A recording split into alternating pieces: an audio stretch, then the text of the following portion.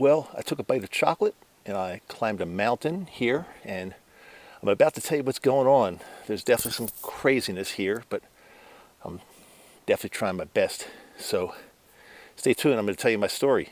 I'm Dr. Dave, Microdose U. Enter the world of magic mushrooms with Microdose U. Hey there, welcome back. I am Dr. Dave, Microdose U. Thanks for being with me. This is a little bit of a continuation of the craziness that's been going on in my life ever since I got notice. We got to leave our house, find find some place to live, possibly be homeless for a while. We don't even know. We don't know what's going on. But it's created more than just a funk of just moving. It's created some craziness. I feel differently. And it's not necessarily really good. So what I did today basically, see, my wife's out of town. And today basically, I ended up just almost staying home almost all day, just kind of doing nothing. I just couldn't get anything going. I ran a couple little errands, but I really couldn't get anything going. So after laying on the sofa for a while, I decided, okay, I got to get out. I got to do something. I'm going to take a little bite of chocolate. Of course, special chocolate. You know what I mean. Magic mushroom chocolate. And I'm going to go climb a mountain. So I didn't take too much. It was maybe a larger microdose, so I can definitely drive. It's not any more than that. So I'm very experienced with that. But got to this area here, climbed this mountain, and set up shop here, set up my studio, and I figure I'm going to just tell you what's going on. By the way, there's a lot of beauty here. Let me show you. Leaves are changing here already. Can you see that? I hope you can. I just turned my. If you're watching this on YouTube, that is. If you're watching, if you're listening to it, you can just imagine how beautiful these leaves are starting to change here. Anyway, I feel like I just want to be alone and not really talk to anybody. And so since I'm doing this podcast, you think I'm like this really extroverted, outgoing guy, full of conversation all the time. No, sometimes I just need to be not talking to anybody and just be by myself and think thoughts. And I've been like that for a long time. But so 2 nights ago, there was a band playing in town, and I decided, like I said, my wife's out of town, so I decided I'm going to go by myself. So I walked to the venue, did quite a nice microdose, large. I say larger than a microdose, and got there, sat down, and this nice couple just started talking to me. Now remember, I wanted to be alone. I brought my journal. I wanted to think. This couple started talking to me before the band started, and 35 minutes later, they're still talking to me. Now, they didn't do anything wrong. They were like super nice, really nice people, but I wanted to be alone. Why do people always want to talk to me? I'm starting to get fed up with this. People always gravitate towards me and want to talk. I don't know what it is. I don't think this happens to other people as much as it does to me. Even when I went into the bathroom, at some point during the show, there was this guy next to me. Now, I do not like this. I just don't talk to people at the urinal. I don't start making conversation with people. I'm sorry. But this guy said something to me. And I just tried to ignore him. I just didn't want to talk to anybody. And so after he finished peeing, he said something else. And I don't even know what he said. But I said, right on, or good job, or something. I don't even know what I said. And he then became adamant and looked at me and almost wanted to start a fight. He said, "What'd you say?" And I said, "Hey man, hey, come on. I don't know what's going on. Am I attracting weirdness? I don't know." Then I went again last night. The same group was playing 2 nights in a row. So I said, "What the heck?" I did a larger dose, and don't worry about me because I walked to the venue. It's about a mile away, so I just walked. So I was okay. Sat down by myself again. Wanted to be by myself. Brought my journal.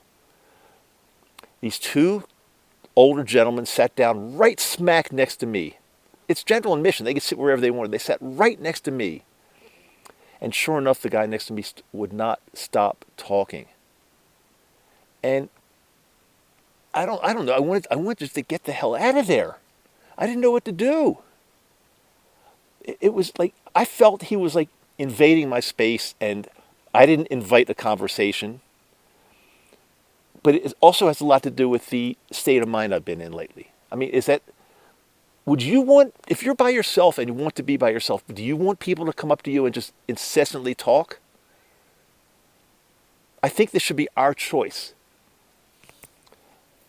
Looking back, I should have walked away. I should have just gotten up but I didn't do it. Sometimes I'm too nice of a guy.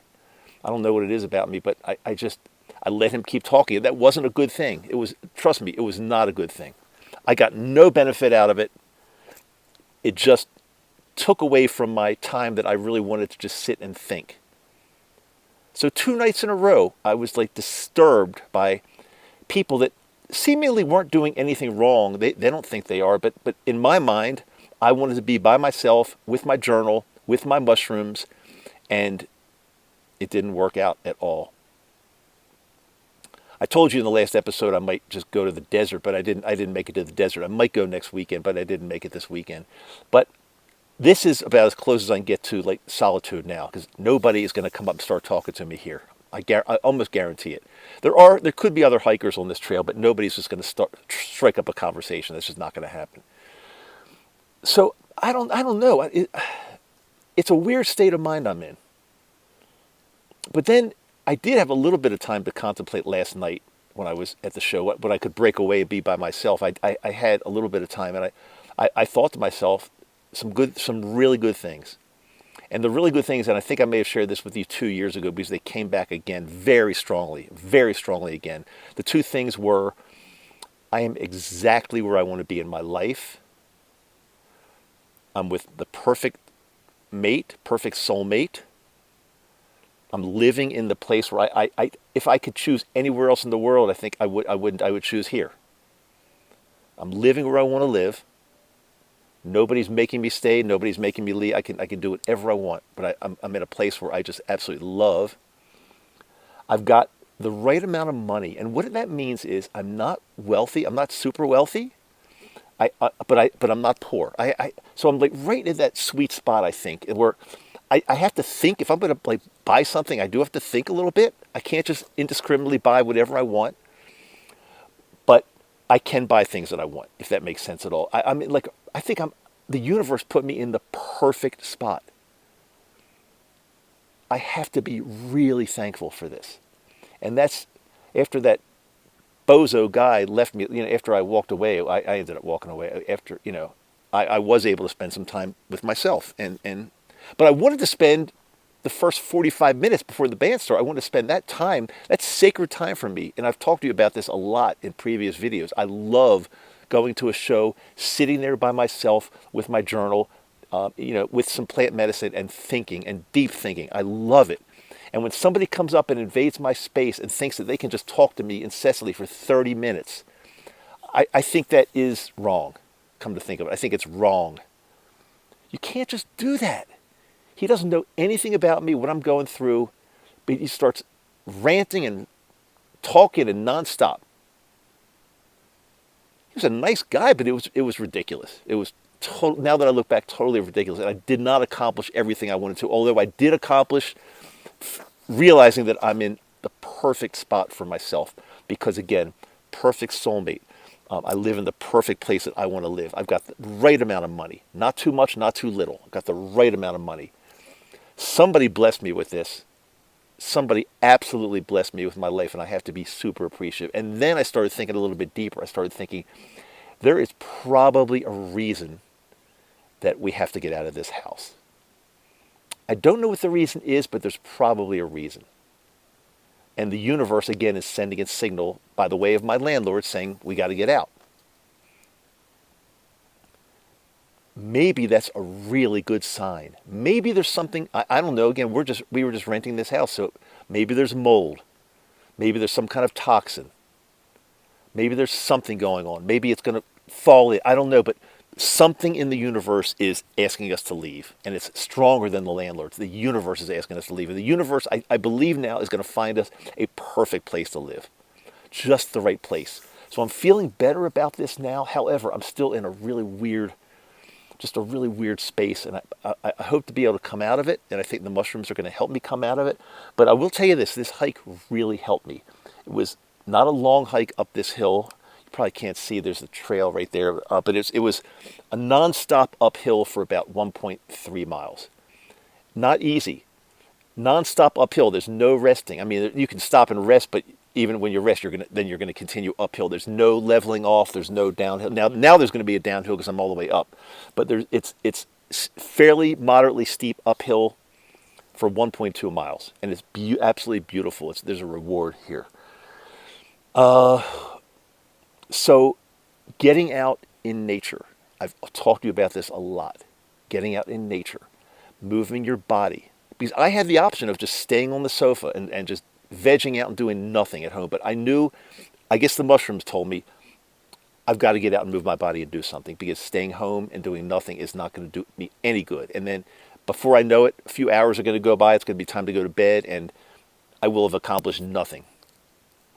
So this is a great thing to get out. So I'm going to recommend, if you ever in some type of a funk, you're just not feeling right. Now, we all go through this. It's okay. We all go through it. But get out in nature. Do something. Move your body. Move your body to the point your heart rate goes way up. Not just a little stroll is better than nothing, but work your body. Work your body. Your body wants to be worked. Work your heart. Work your cardiovascular system. Work your muscles. You've got a beautiful body and it wants to be worked. So please, this really helped me, because I will tell you, an hour and a half ago at home, I was feeling pretty shitty. And I overcame that, because I said, look, I could continue to feel shitty here, or I can get my butt out of here, get in my car, drive to the trailhead and take a hike. And that's what I chose to do. And it's absolutely beautiful. The sun's starting to go down now. The leaves are beautiful. They're changing. Here it's just the end of September. They're already changing it. We're getting fall colors. It's just, so I appreciate all of this beauty and nature, and I think it really lifts me up quite a bit. But still, I'm in this weird situation where I want to be alone. Now, if my wife were back in town, that's a different story. I always love to be around her, but but even with her, sometimes I still like to be alone. I hike by myself sometimes. I go out by myself, because I think that's really healthy. We don't do everything together, and she does stuff by herself or with somebody else. I love, even when she's in town, I love doing stuff by myself and just being a loner and being in solitude. Again, everybody thinks that somebody that talks in a podcast all the time must be an extrovert. This guy must love to hang around a ton of people. I don't. I really don't. I can hang around people for a short burst. I can hang around one person, one-on-one, better. But a group of people, get me out of there. It sounds really weird, doesn't it? But that's my makeup. It's the way I've always been, and I don't even want to change it. I don't care. You take me to a party, I will last 5 to 10 minutes. Now, I go to a concert where a band is playing or music is playing, and it's okay because I don't have to talk to anybody else unless they come up to me and monopolize my time, like happened the past 2 nights. But I usually go not to talk to anybody, to be in my own space, in my own head, and just let the music do its thing, and also the plant medicine. Let it all do its thing, and it's wonderful. Until somebody interferes. And I do get upset about that when somebody interferes with that, because that was not my plan. My plan was not to have this guy sit right down next to me and start talking for 30 to 35 minutes before the music started. That was not my plan, and I'm still pissed off about it. But I can smile now because I'm on the mountain. Okay, I really hope this helps. Again, I don't know where I'm going to live. I don't know what we're going to do. But I feel somewhat better knowing that the universe does have a plan for me to live somewhere. And it's probably going to be better than we are now, but I don't know for sure. But I feel strongly that the universe does have a plan for me. So that's making me feel a little bit better. Okay, I'm going to take a break if somebody's coming by here.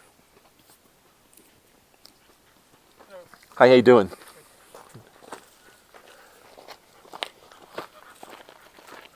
Hi.